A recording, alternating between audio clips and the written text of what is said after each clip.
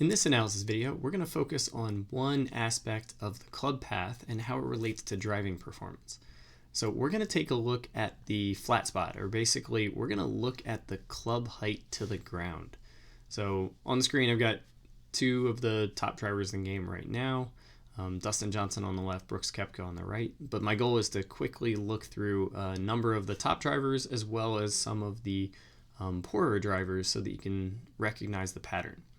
And what we're going to do is we're just going to look at roughly the foot before impact and the foot after impact. And I just want to observe the club height compared to the golf ball.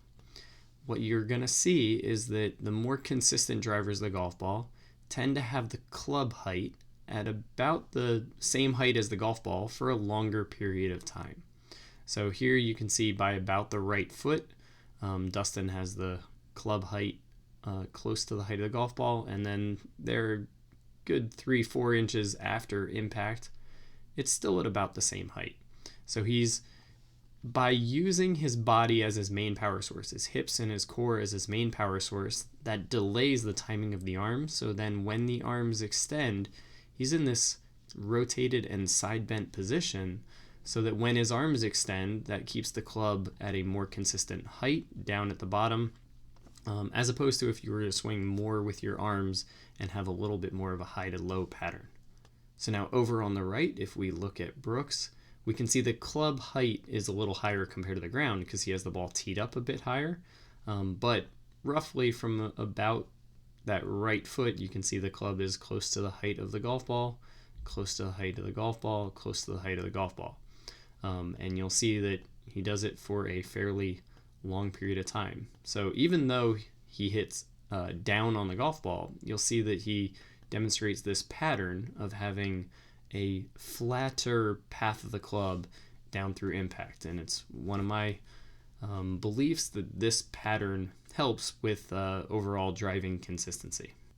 Okay, I don't want you to think it's just a trait of really tall guys. Here we have Justin Thomas and Jim Furyk, couple different swing styles.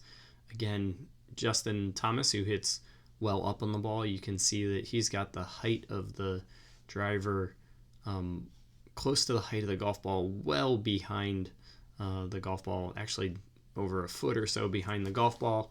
And he's done so because he's brought the club down there primarily with his body, and then his arms extending create a pretty long flat spot of the club.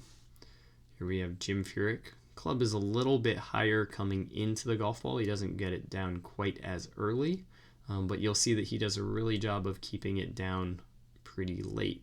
So he creates more of a flat pattern from right about there through there. Now it's going to have some arc to it, but we're just recognizing this general trend of having the club low to the golf ball beforehand and low to the golf ball afterward. So here we have two more examples of top drivers in the game, Francesco Molinari and Justin Rose over on the right. Here you can see club height low to the ground, low to the ground, low to the ground, low for a long period of time. Roughly, I give my students the goal of from about the right foot through just past the left foot. Then over here on the right, we have Justin Rose, so right about there, close to even with the right foot. It's a touch higher, but still within kind of the perimeter of the ball. Stays pretty low and flat until just past that left foot. So by having proper sequencing, empowering the swing more with your hips and lower body, whether you're hitting slightly up or slightly down, I don't think that has as big an influence as to the rate of change or what I look at as this flat spot from the face on camera. Now, before we look at some pros who tend to perform worse, let's take a quick look at an amateur, and this is more consistent to what I see. This is a low single-digit handicapper, and you'll see that the club height is above the height of the golf ball. It's just getting now down into the height of the golf ball. It stays down for a slight period of time and then starts to come up fairly quickly. So while it might be low for a period quite like that, it's nowhere near as long a flat spot as what we saw some of the more elite drivers of the golf ball demonstrating. So now we'll briefly look at a few of the worst ranked drivers on the tour right now. So this is Smiley Kaufman over on the right. We've got Cameron Tringale over here on the left. You'll see if we get to right about when the club is even with the height of the foot, you'll see that the bottom of the club is still higher than the height of the golf ball. He does get it down, but you'll see that it starts to come up pretty quickly compared to some of those more elite drivers who we saw in the first part of the video. This doesn't, as you can imagine, it's a little harder to find really high quality video of the guys who tend to struggle a bit more. But here you can see just after the foot, the club is above the height of the golf ball, and then that frame, I wish we had the frame kind of even with the foot, but you can see that it's coming from a much more kind of almost V-shape, high to high pattern, as opposed to more of that gradual changing flat to flat. One last example, I've got Phil Mickelson here, known for being a less accurate driver of the golf ball. I know everyone loves to talk about his club face control and the steep transition. I think part of that is what it does down here at the bottom. So you'll see I've got him flipped around to a right-handed pattern. You can see club height is still at this point, so roughly even with the foot. The bottom of the club is still just above the top of the ball.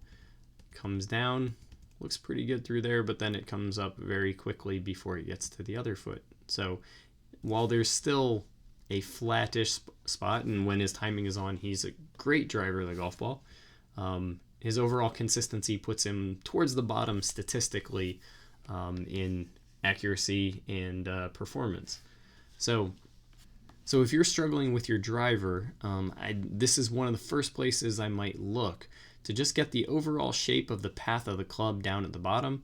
And if you find that it has much more of a V shape or high to high pattern to it, that might be something you want to try to work on to improve your driving consistency. If you're watching this on YouTube and you like the way we break down this driver analysis, then you'd love the content over at golfsmartacademy.com. Head over there and sign up for a free membership. There you'll be able to watch all the videos on how to improve your driver performance, not just the ones related to the path. If you're not quite ready to sign up for a free membership, then please like and subscribe to our YouTube channel. That way you'll be the first to know about it whenever we create new YouTube videos just like this one.